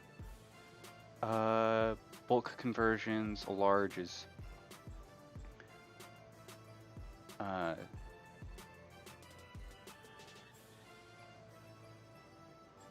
different sized items. So a large item that was light becomes bulk, otherwise it's 2 times. Monkey Grip is a feat from 3.5 edition of D&D. It did basically the same thing. You were able to wield. No. So the big thing about 3.5 and what why I kind of like where 2e is that, and why I don't like 5th edition Dungeons and Dragons.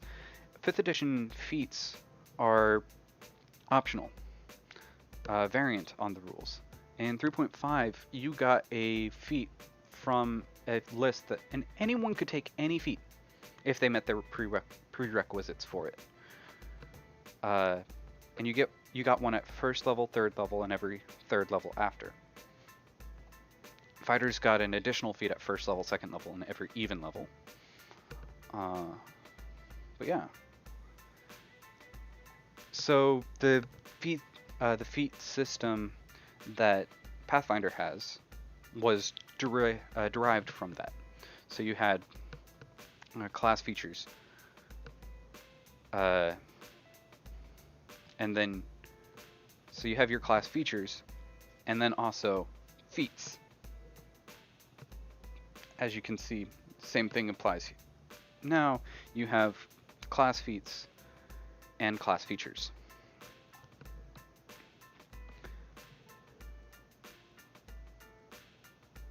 Right, Monkey Grip was a 3.5 feet.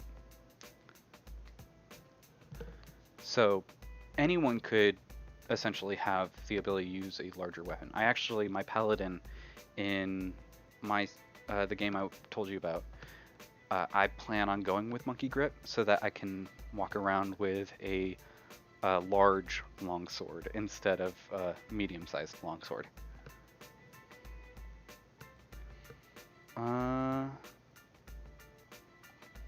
So forceful, sweep was the other thing on the weapon. Makes wild sweeping and spinning attacks, making it easier to attack multiple enemies.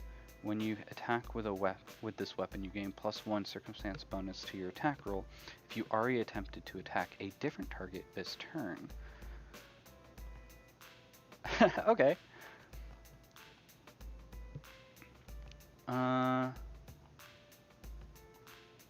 Whoa, whoa. What's deadly? I have not read all of the traits, weapon traits. Deadly. On a critical hit, the weapon adds a weapon damage die of the listed size. Roll this after doubling the weapon's damage. This increases to 2 die if the weapon has a greater striking range, and 3 dice if the weapon. Whoa! So that's what makes. Okay, cool. Whoa, fatal? Wait, there's deadly and then there's fatal? On a critical hit, the weapon's damage dice increases to that die size instead of the normal die size, and the weapon adds 1 additional damage die of the listed size. Can you get fatal and deadly on a weapon? Because that's stupid. Okay, so like a great pick is D10 piercing, but fatal D12. But then you have a lance, which is D8, and then deadly D8. So on a crit, it does 3D8. Jousting D6. What's jousting?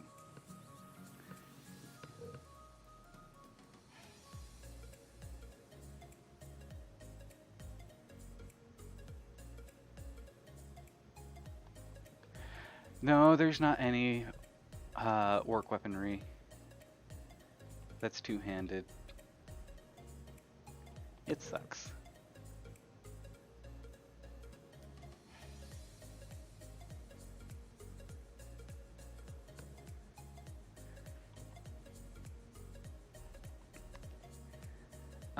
But I do.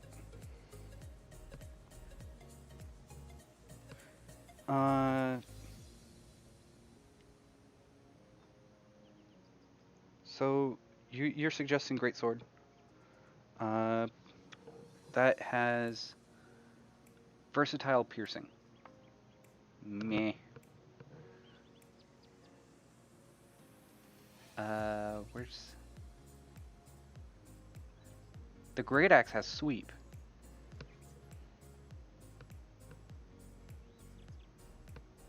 Does the same damage. It has sweep.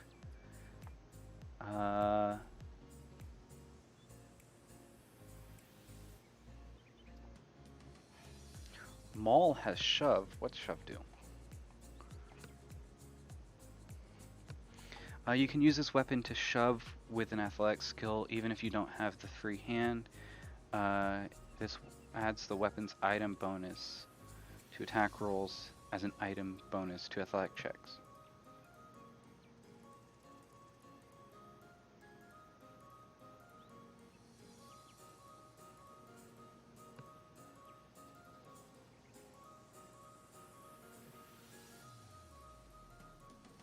When you attack with this weapon, you gain +1 circumstance. Yeah, sweep is fun because you're essentially attacking multiple creatures in a turn. You're reducing the multiple attacks effect.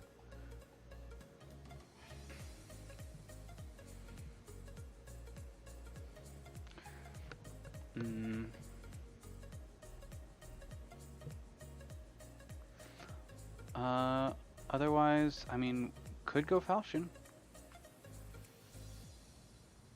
Because that was picked up, which is forceful and sweep.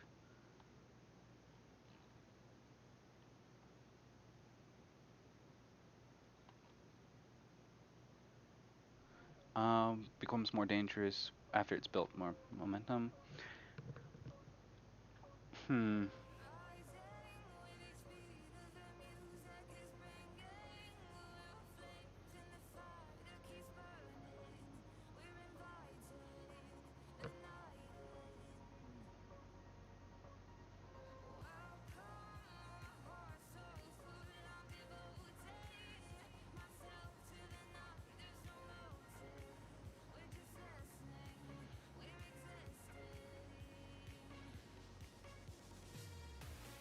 And then there's the Great Club, which is like sweeping, but for if you miss.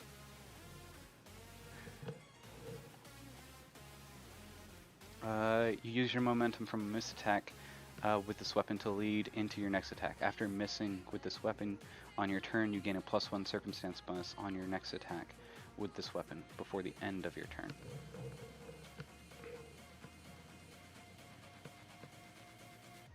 Strength bonus, +4.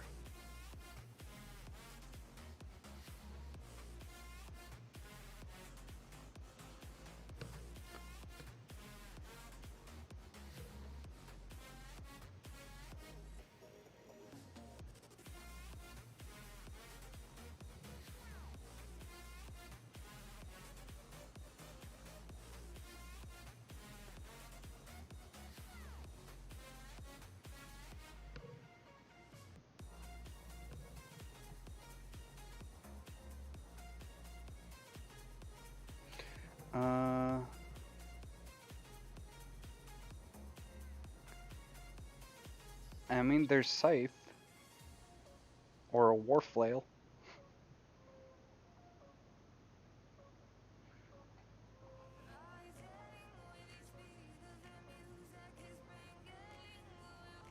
No, I have to do things thematically. So I'm definitely going to be using a Great Club is probably the best. It's essentially just a giant board that he carries around. No. All weapons are presented as lethal.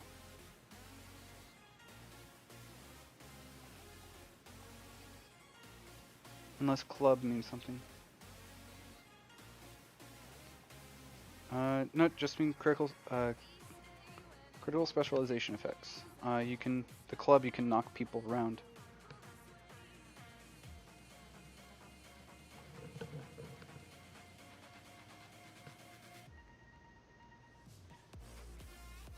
You knock the target away from you to 10 feet when you have specialization. I think they took some information from 5th edition Dungeons and Dragons where you can essentially just say that a melee attack is non-lethal.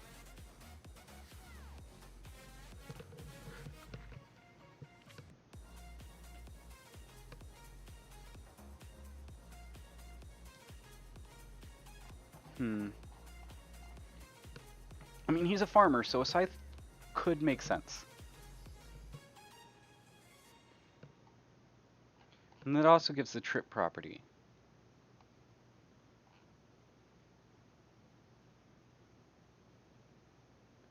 You can use trip, adding any weapon bonus to athletics checks. I don't know. Let me...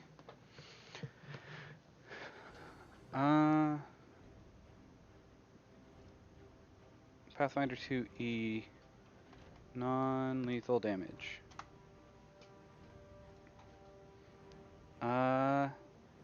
You can make a non-lethal attack in an effort to knock someone out instead of killing them. A weapon with the non-lethal trait. So it has to have the non-lethal trait. And a Great Club does not. There are...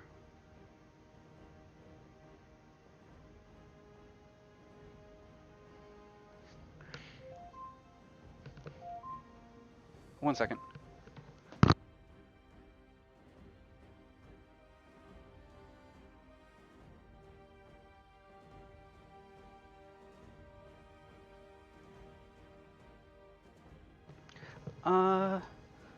Yeah, see, Sap is a agile non-lethal. Okay.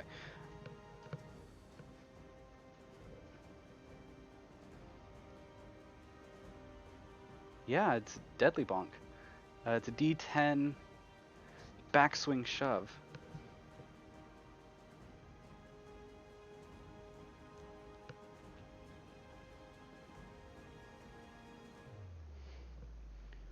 I think I might have just a normal-sized Orc Neck Splitter for the purposes of weapon to use with a shield. Because I could have a shield potentially. but I think I'm gonna go with the large great club. But what does increasing its size do to for its damage though? It's gotta do something.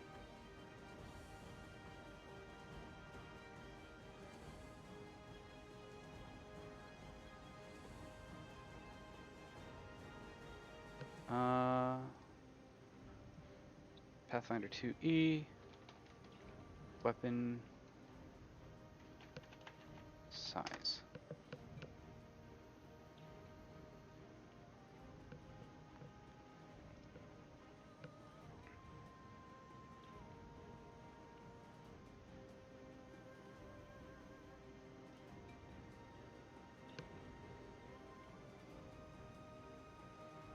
But what if I were to do a greatsword? Would that be 2d8?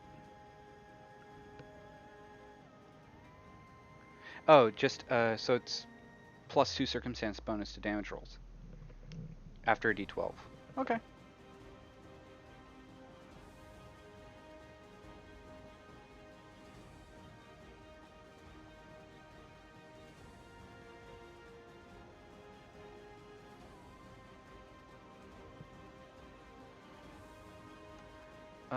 So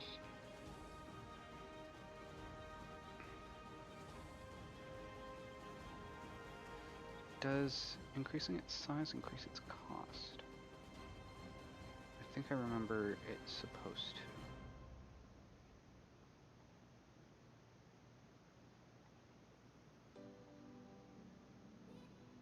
Price, yes. 2 times.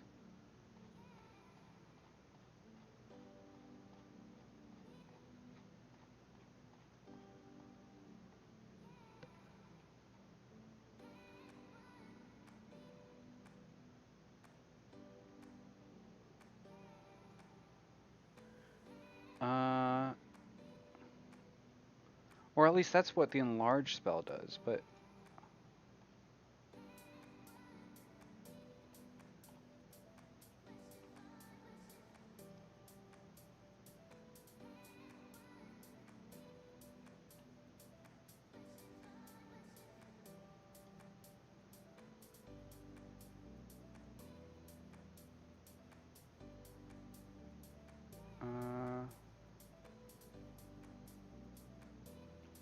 that's Pathfinder 1.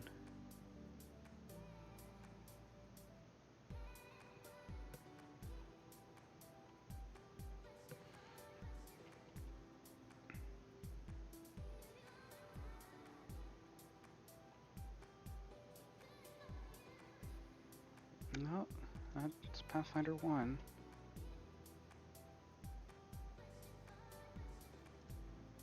That's new DM, also brand new Pathfinder 2e in general. I apologize. No, if I understand it correctly,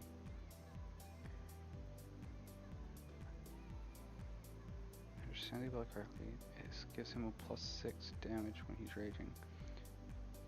If he hits.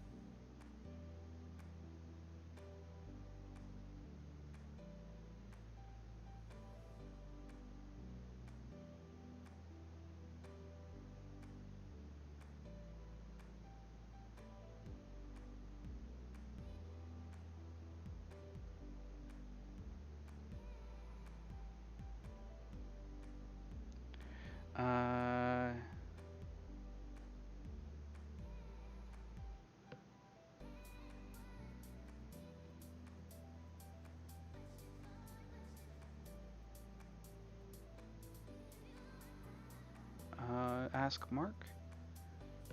Arcane Mark. It's something I'll have to figure out. I didn't get to the group mom character today, but I do need to close down the stream. I have to run an errand for my new job, so I have to get ready for that. thanks for stopping by. Thanks for the chat. It's been awesome. Uh, I'll decide. I've decided that I need to wait for uh,